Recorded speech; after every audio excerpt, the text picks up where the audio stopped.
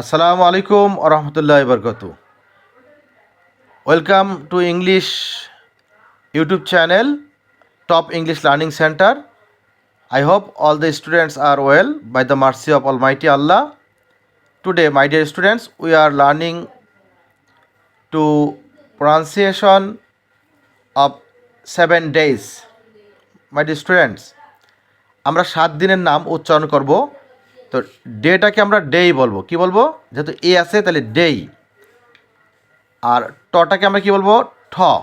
আর আর এর উচ্চারণ হয় না বিধায় এখানে হবে স্যাটারডে, স্যাটারডে, সানডে, মানডে। এটা হবে টিউসডে, টিউসডে। এখানে ডির উচ্চারণ হবেই না। Wednesday, Wednesday.